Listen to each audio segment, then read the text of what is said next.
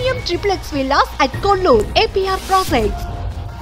Kabaddi issue అప్పుడు కూడా kabaddi programme అప్పుడు కూడా ఇష్యూ అయింది కవిత గారితో. ఏదో పెద్ద గొడవే అయిపోయింది. అవును, నేను ఒక ఛానల్లో కూర్చొని అంటే ఫస్ట్ టైం నాకు తెలిసి నాకన్నా పెద్దవాళ్ళని నువ్వు అని మాట్లాడటం, అలాగే కొంచెం 2-3 మాటలు గట్టిగానే అన్నాను, తిట్లు కాదు, రివర్స్లో మాట్లాడాను అనమాట. అప్పటి వరకు నేను పెద్దవాళ్ళతో ఎవరితో కూడా నువ్వు అని చెప్పేసి మాట్లాడడం కానివ్వండి, ఎదిరించి మాట్లాడడం లాంటిది లేదు. ఆవిడ చేసిన పనులకి నేను ఆ ఏజ్లో, నా 25 years ఏజ్లో అంత పెద్ద ఆవిడ అనాల్సి వచ్చింది. ఆవిడ అలా బిహేవ్ చేసింది అనమాట.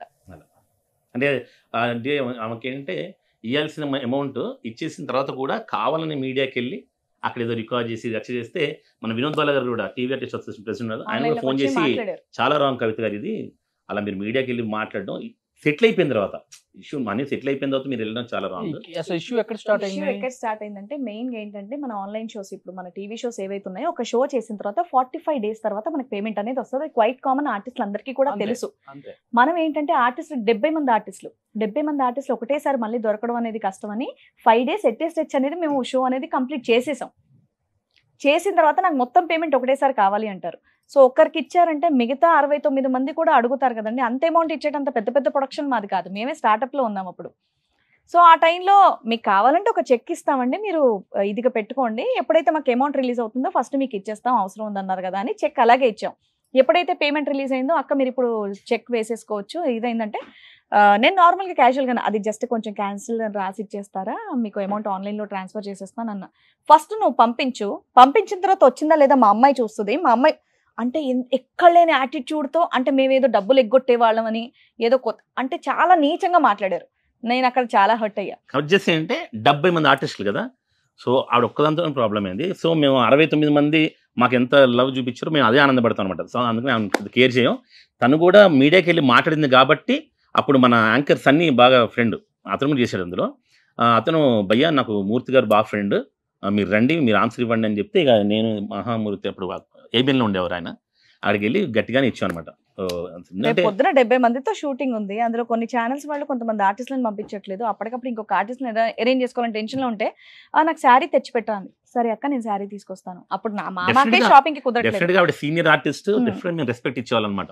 వాళ్ళ ఇంటికి వెళ్ళి కూర్చుంటోళ్ళం, సరదా దోషులు వేసి పెట్టేవాళ్ళు. ఆవిడకి శారీ అంటే తిని శారీ ఇచ్చింది, సరే శారీ మీకు సార్ మా తరపున గిఫ్ట్ అని. అలా చేసినా సరే మా మీద అలా ప్రవర్తించడం నచ్చలేదు, కొంచెం ఎక్కడో హర్ట్ అయ్యాం మేము. ఇండస్ట్రీలో ఇది ఒక్కటైనా చేదే అనుభవం శ్రీవాణి గారు? అంటే ఇంకోటి ఏంటంటే ఇండస్ట్రీ అంటేనే బేసికల్గా మాకు ఇష్టం కాబట్టి ఏదున్నా అలా వెళ్ళిపోతాం అనమాట. అంతే, అది పెద్దగా చేదుగా అలాంటివి ఇవి కూడా నేనేం పెద్ద చేదు అనుభవాల కింద నేనేమి ట్రీట్ చేయలేదు, అలా వెళ్ళిపోయింది. ఇది ఒక ఎక్స్పీరియన్స్. ఒక్కరితో అయిన దానికంటే 69 మంది మమ్మల్ని సపోర్ట్ చేసిన విధానం గురించి మేము ఆనందపడతాం. మనకి ఒక కమెంట్ పెడతారు, 100 మంచి కమెంట్లు వస్తే 3 చెత్త కమెంట్లు వస్తాయి. డెఫినెట్గా మనం 100 కోసం ఆలోచిస్తాం కదా. అప్పుడు ఎవరైతే వర్క్ చేశారో ఇప్పటివరకు వాళ్ళు మా ఫ్రెండ్స్, ఇప్పుడు ఏ ఫంక్షన్స్ ఉన్నా ఇవి అలాగే మేము కంటిన్యూ చేస్తాం. లేదంటే మేము అప్పుడే కొత్తగా చాలా చిన్న వయసు ఉన్న వాళ్ళం, అంత పెద్ద షో బాధ్యత మాకు ఒక ఛానల్ వాళ్ళు అప్పచెప్పటం, వీళ్ళందరూ కూడా చాలా తక్కువ పేమెంట్స్కి మాకు చేయడం అనేది అది మాకు వాళ్ళతో ఉన్నటువంటి ర్యాపో అన్నమాట. అది ఇప్పుడు కంటిన్యూ అవుతుంది. ఇప్పుడు ఏ ఫంక్షన్స్ అయినా సరే మా గ్యాంగ్ అందరం అలా కలిసి. చాలా మంది అంటారు మీ ఫంక్షన్ కానీ బోల్డ్ మంది వస్తారంటే, మేము అంతమంది కూడా మమ్మల్ని ప్రేమించారు, మేము కూడా వాళ్ళందరినీ కూడా ఎంతో ఇష్టపడతాం అనమాట. అది సూపర్. ఎప్పుడు విక్రమ్ గారిని శ్రీరామచంద్రులాగా ఫీల్ అవుతారా? ఎవరు? మీరు. నేను మా ఆయనలానే ఫీల్ అవుతాను. నేను అలా అలాంటి ఏమి ఆలోచించనండి. నేను మా ఆయన అంతే అంతే అంతే. మీ ఆయనకి వేరే లవర్స్ ఉండరు? లవర్స్ ఉండరు, కానీ ఫ్రెండ్స్ మాత్రం ఎక్కువ అమ్మాయిలు ఉంటారు. నా ఫ్రెండ్స్ ఆయన ఫ్రెండ్స్. అసలు మీకు తెలిసినంత వరకు తప్పు చేయరు వేరే వాళ్ళతో? నేను అలాంటివన్నీ ఆలోచించనండి అసలు, ఎందుకంటే మా ఆయన అంటే నాకు తెలుసు కదా. ఎందుకు విక్రమ్ గారు మీకే న్యూడ్ వీడియో కాల్స్ వస్తుంటాయి అమ్మాయిలు? అది నిజంగా మరి ఎందుకో మరి, అంటే నేను ఎక్కువ సెల్ ఫోన్ తో బాగా. ఒక్క నిమిషం, మీకే ఎందుకు విక్రమాదిత్య అంటే మా ఆయన ఒక్కడు బయటికి చెప్పాడండి, మీకు రాదని ఏంటి? నాకు రాలేదు ఇంతవరకు. అది మీరు అబద్ధం చెప్తున్నారేమో. నువ్వు చాలా బాధపడుతున్నట్టు రానందుకు. అందుకే చేస్తాను మీకే అని పాయింట్ అవుట్ చేయకూడదు అలాగా. లేదు అంటే నాకేం కాదు, కానీ ఆ రోజు చెన్నైలో అనమాట, అది చెన్నైలో ఉన్నాను, మరి నైట్ 12:30 అయింది. ఇలా మెసేజ్ చేసింది, సార్ మీరు డెఫినెట్ గా రాంగ్ కాల్స్ ఇలాంటివన్నీ కూడా చాలా తగులుతూ ఉంటాయి. ఇంకోటి ఏంటంటే మా ఆయన అంటే నమ్మకం, మీరు ఇలా అని చెప్పేసి అంటారా, ఆయన ప్రతి విషయం కూడా నాతో షేర్ చేస్తారు. ఆ విషయం ఫస్ట్ ఫోన్ చేసిన శ్రీవాణికి, శ్రీవాణి ఇలా జరిగింది, నువ్వేం టెన్షన్ పడక, ఎవరైనా కాల్ చేస్తున్నా అని చెప్పేసి. ఇంకా అంత ఇంకేం అది కూడా కాదు, ఆమె యూట్యూబ్ లో పెట్టేస్తాను యాక్చువల్ గా 50,000. అది బఫరింగ్ వచ్చింది కూడా. నువ్వు 50,000 ట్రాన్స్ఫర్ చేయబోద్దు అని. లక్కీగా నేను జస్ట్ చూసి నేను కూడా స్క్రీన్ రికార్డింగ్ చేశాను ఎందుకన్నా మంచిదని చెప్పి మొత్తం అసలు ఏం చేస్తున్నాను. మళ్ళీ బ్యాక్ వెళ్ళిపోయి నా నెంబర్ ఇచ్చారు నీకు అంటే once please lift video call అంటే మళ్ళీ లిఫ్ట్ చేశాను. నేను కానీ నిజంగా ఏదైనా ఊళ్ళో ఇలా షర్ట్ ఇలా అన్నా సరే అయిపోయేది భయమైనది. లక్కీగా చూసి ఇంకా కట్ చేసి ఇలా మళ్ళీ ఇలా కూర్చున్నాను. 5 నిమిషాల్లో ఆ వీడియో వచ్చింది. వెంటనే శివాని ఫోన్ చేశాను. శివాని ఒకవేళ యూట్యూబ్లో పెట్టేసినా ఏమీ టెన్షన్ పడకు ఓకేనా, ఆమెనే బట్టలు ఇప్పేసింది, నేను మామూలుగా చూశాను అంతే. సో టెన్షన్ పడకంటే సర్లేండి నేను అర్ధరాత్రి నిద్ర లేపు చెప్పాల్సిన అవసరం అని. తర్వాత ఇంకొక ఏసీపీ గారు రామదాస్ తేజ గారు మంచి ఫ్రెండ్, ఆయనకి ఫోన్ చేశాను. తమ్ముడు ఏం లేదు నీ తప్పేం లేదు కదా, ఓకే నో ప్రాబ్లం అన్నాడు. పడుకున్నాను. మార్నింగ్ లేచాను. మళ్ళీ ఇక్కడ నేను బాంబే పోలీస్ అవి 20,000 జల్దీ బిజావో నైట్తో ఈ వీడియో అంటే పెట్టేమ్మా పోస్ట్ చేయమనమ్మా, నాకు కూడా ఛానల్ ఉంది, నా దగ్గర కూడా స్క్రీన్ రికార్డింగ్ ఉంది, నేను మొత్తం వీడియో పోస్ట్ చేస్తాను అని చెప్పాను. తర్వాత మళ్ళీ ఇంకా రాలేదు. తర్వాత మళ్ళీ 1 month ఇంకో వీడియో కాల్ అలానే వచ్చింది. అప్పుడు లిఫ్ట్ చేయగానే మళ్ళీ కట్ చేస్తాను. ఇంకా మెయిన్ ఏంటంటే ఈయన ఈవెంట్స్ ఎక్కువగా ఆర్గనైజ్ చేస్తుంటారు. ఈవెంట్ ఆర్గనైజర్ అయినా యూట్యూబర్ కంటే ముందు ఎక్కువగా ఈవెంట్స్ చేసేవాళ్ళు. కరోనా నుంచి కొంచెం తగ్గింది.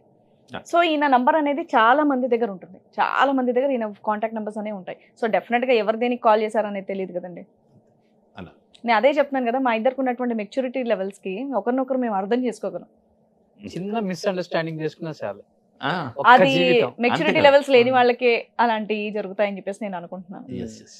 ఎందుకంటే పెళ్ళి అనేది మనం ఆల్మోస్ట్ ఇంకా ఏమంటారు ఇంకా లైఫ్ లాంగ్ కూడా మొత్తం ఈయనతోనే ట్రావెల్ చేయాలన్నప్పుడు మనిషి. ఇప్పుడు నేను ఒక వాతావరణంలో పెరిగాను, కంప్లీట్ బ్రాహ్మణ్ ఫ్యామిలీ, బయటికి వెళ్ళకూడదు ఫ్రెండ్స్ ఇలాంటి వాతావరణం. ఈయన అలా కాదు. మా మావయ్య గారు ఎంత ఫ్రీడమ్ ఇవ్వాలో అంత ఫ్రీడమ్ ఇచ్చారు, ఎక్కడ కంట్రోల్లో పెట్టాలో అక్కడ కంట్రోల్లో పెట్టారు. సో ఇద్దరిది మ్యాచ్ అవ్వాలి అంటే డెఫినెట్గా ఒకటేసారి నాలాగా ఈయన నాన్ వెజ్ తినకూడదు, ఈయనలాగా నేను నాన్ వెజ్ తినాలి అంటే కష్టం. కాబట్టి ఇద్దరిని ఒకరినొకరు అనేది బాగా అర్థం చేసుకున్నాం. క్వైట్ ఆపోజిట్ కదా రెండు కమ్యూనిటీస్. Quite opposite. మా పెళ్ళైన నెక్స్ట్ వీకే తను చికెన్ తినడం స్టార్ట్ చేసింది. అండ్ ఇప్పుడు నాన్ వెజ్ చాలా బాగుంటుంది. ఈయన కోసం వండిస్తాను, నాకు తెలియకుండా ఒకసారి తినిపించారు. దాని తర్వాత ఒక 4-5 years నుంచి చికెన్ ఒకటి తినడం అలవాటు చేసుకున్నాను అంతే. సో మన డార్లింగ్ మిస్టర్ పర్ఫెక్ట్ ప్రభాస్ లో కాజల్ కోసం మారిపోయినట్టు మిస్టర్ పర్ఫెక్ట్ శ్రీవాణి గారు మీకోసం. యూట్యూబ్ లో కమెంట్ పెడుతుంటారు, ఏదో చికెన్ తిని మొన్న పెడితే మీరు బ్రాహ్మణ్ ఏంటి చికెన్ తింటారు మెసేజ్ పెట్టారు. నేను వెంటనే రిప్లై ఇస్తాను అనమాట. నేను నైట్ మంచి మూడ్లో ఉన్నప్పుడు రిప్లై ఇస్తుంటాను అలాంటి వాటికి. బ్రదర్ తను బ్రాహ్మణ్గా పుట్టింది కానీ ఇప్పుడు పెళ్లి చేసుకుని ఒక రెడ్డిని. సో డెఫినెట్గా తను చాలా గొప్ప వైఫ్. నీ వైఫ్ని వాళ్ళ మారమని చెప్పు, అంత గొప్ప వైఫ్. ఎందుకంటే భర్త అడుగుజాలు నడుస్తుంది అనమాట. సో డెఫినెట్గా నీ నాన్ వెజ్ తింటే కాబట్టి తను తింటుంది, ఇదేం తప్పు లేదమ్మా అని చెప్పి. బట్ భార్య అడుగుజాలలో భర్తను అడగవచ్చు కదా, మీరు చికెన్ మానుకోవచ్చు కదా. అంటే అలా కాదు, మన పూర్వీకులు అలా చెప్పలేదు. సపోర్టింగ్ వైఫ్ కాదు రోషన్, మన పూర్వీకులు అలా చెప్పలేదు. మనకి భర్త ఇంటి పేరు భార్యకు వస్తుంది కానీ భార్య ఇంటి పేరు రాదుగా. ఇంకో విషయం ఏంటంటే నేను ఏం అడగాలో అవే అడుగుతాను, మూర్ఖంగా ఇలాంటి అడగను. ఆయన తినే హ్యాబిట్స్ మానుకోండి, చిన్నప్పటి నుంచి అలవాటు మానుకోండి అని నేను ఎలా అంటాను? సో ఆయన కూడా నన్ను ఏం బలవంతం పెట్టలేదు తినాలి అని చెప్పేసి. నాకు నచ్చి నాకు అదొకటి నచ్చి తింటాను. అప్పుడప్పుడు అడుగుతారు, వద్దండి నాకు ఇష్టం అంటే వదిలేస్తారు. ఆయన బలవంతంగా నా నోట్లో కుక్కేసి నువ్వు ఇప్పుడు రెడ్డి వెయ్యవు అలాంటి సాటిస్ఫైయింగ్ కాదు. చికెన్ అంటే నిజంగా నచ్చింది కాబట్టి నేను తింటున్నాను. అది